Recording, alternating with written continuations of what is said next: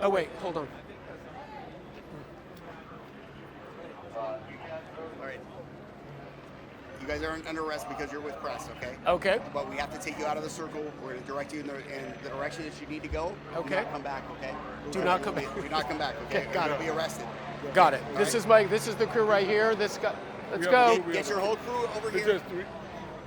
Get your whole crew right here. Yep, this is it. We're going to take them all out one at a time so you guys all catch up at the other end.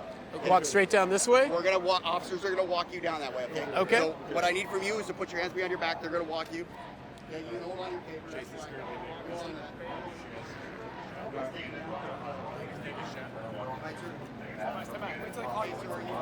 How are you? I'm well, thank you. How are you?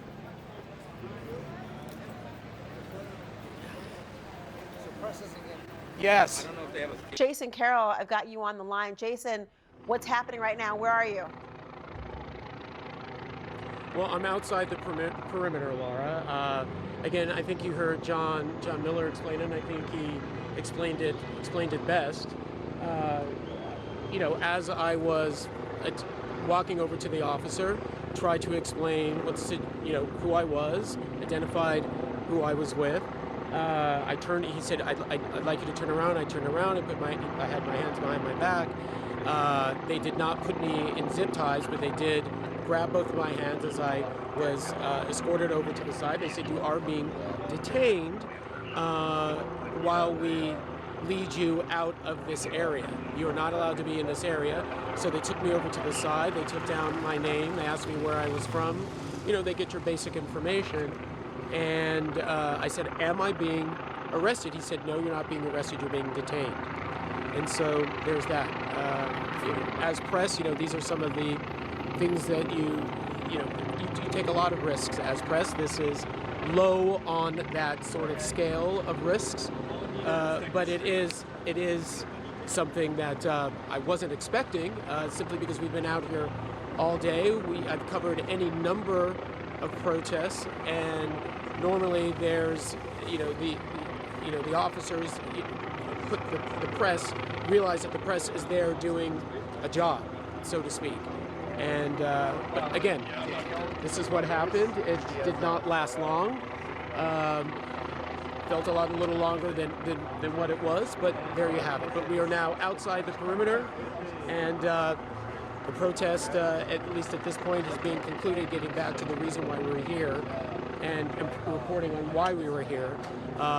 They're making a number of arrests of those demonstrators who were left, about a couple of dozen or so. They had put out the announcement that anyone who was still here would be put under arrest for failure to disperse. And so at that point, that's when they took those demonstrators into custody after they had sort of boxed them in. But at one point, we did ask, hey, can we get outside this perimeter so we can get a better shot?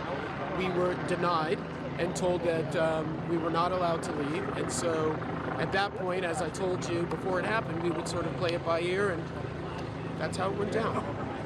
Jason Carroll, please stand by. Thank you, John, Felipe, as well. I appreciate it. I want to bring back our panel. We've got Karen Finney and Michael Singleton, and joining us at the table, Shan Wu, former federal prosecutor and defense attorney as well. I have to tell you that maybe remember when our colleague back during the George Floyd, Derek Chauvin protest in Minneapolis was in fact detained and taken away, and the idea of the rub of the police trying to do their job and the press trying to do their job as well to be the eyes and ears. Let me begin with you here, Shan, because one big question people might have is, well, hold on, I thought the press are able to essentially be anywhere the story is. It is lawful or not for the police to remove even media from an area that they have tried to shut down? It's basically a lawful thing to do. They're giving notice to them. If this was more of a long-term situation, the press might bring a lawsuit, denial of access to the area. But in that situation, it seems fine. I'm not familiar with the particular California provision that John was citing to, but I mean, under a normal Fourth Amendment analysis, I'm not sure what the cause was for detaining. Really, they're just escorting him out of the area. Let's talk about the law that's really talking about lawsuits here. Governor Gavin Newsom, as you well know, has brought a lawsuit. Now, obviously, the priority immediately is going to be dealing with what's happening right now in the streets and trying to quell that. But the idea that there is a lawsuit right now from the governor because of the president's decision to introduce non-law enforcement and instead military National Guard. What is your take on that viability? It's a very strong lawsuit because what the president's administration has done is they, contrary to his sort of garbled invective sometimes, he's not actually invoking the Insurrection Act. They're trying to proceed under 10 U.S.C.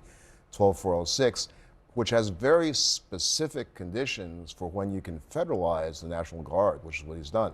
Those conditions are you have to have an invasion, rebellion, or the president can't carry out the regular functions. For example, Nixon invoked this provision when there's a mail carrier strike, couldn't deliver the mail. Certainly on its face, none of that seems to have been met here. I mean, judging from what we just saw, it's pretty orderly. Law enforcement's controlling it. But the president would argue, I'm sure, that the federal function was trying to exercise ICE's own rules. Right, that's exactly what they're arguing. So I think, though, when the evidence is played out and they're going to seek an injunction against the president's order here, I think it's looking pretty good. The governor of California has also argued that this is a violation of the 10th Amendment, the state sovereignty aspect. So you got those two pieces there in the mix-up. In a way, Trump and Newsom have readied themselves for fighting one another, and this is probably the cherry on top.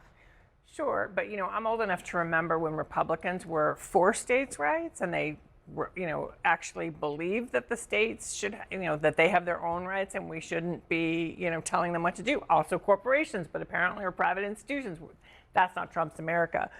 No, look, I think this is an interesting moment for Gavin Newsom. We all know he intends to run for president in 2028. Does this hurt his chances? No, I think not. I mean, particularly given, let's just say, God willing, it stays, peaceful and we don't see any harm come to anyone, any more harm.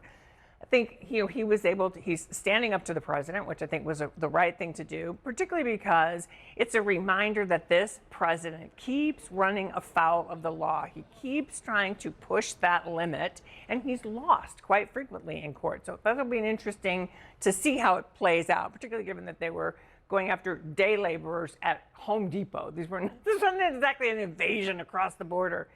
But certainly, I think, so for Newsom's perspective, if he looks strong, which I think he does in this moment, and certainly the LAPD was able to contain and handle the situation, I think that actually looks good, both for the governor, for the Los Angeles Police Department, for the governing bodies of LA County. Do you agree?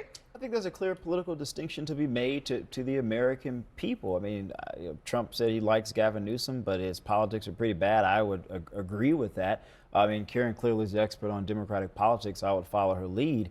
But I think if you're making the argument to the American people, not just looking at this, but California in general, an influx of people, migrants illegally entering the state, a lot of Americans have left the state. A lot of businesses have left the state. Tesla, Chevron, Oracle, a number of others are fleeing California because they're not happy about the politics in general, taxes, crime, immigration. It's a whole host of, in fairness, it's a whole host of issues going on in California, not just the politics, but so to speak. Listening to them, Karen. You said the politics, I'm listening. honey. So it's a litany of things in California that I think Republicans can point to draw a clear distinction to say, do you want this type of governance? I think most Americans would probably say no. I would be surprised if Democrats were to rally behind someone like a Newsom when compared to someone like a Pritzker. I think there's two dichotomies here where you can draw a clear contrast. If you're Democrats to say, well, this guy may not be able to make a strong case to middle America, someone like a Pritzker may be able to. If we choose Newsom, we're literally giving Republicans the opportunity to look at every negative thing they dislike about California, make that case to the American people, and make 2028 look really difficult. What do you think? Pritzker versus Newsom, if that's the conversation. Again, I think a lot is going to depend on where we are in 2 more years. I mean, what are people going to want after 2 more years of this? I don't know, seeing chaos in the streets, seeing our economy being tanked by this crazy tariff up and down of the economy, utilizing American service members on American streets against American citizens. Let's see where we are in a couple of years. On that point, I mean, there are laws in this country where we do not want to have the military be used on domestic soil. The reality, though, is that there is a lot of untested areas of the law because it hasn't been tried in the same degree for a variety of reasons. The Insurrection Act is one example of an exception, But when you look at the legal issues at play here, whether it's the president being able to invoke the Insurrection Act or not, what is your take in terms of how these lawsuits might proceed? This certainly is not going to be the end of it. It's not, and whichever way the injunction comes out, it'll continue to be appealed. And I think the Trump administration is probably hoping it gets the Supreme Court, as usual, on its emergency shadow docket. Because they'll want to talk about national security, which is a Right. deferential area for them.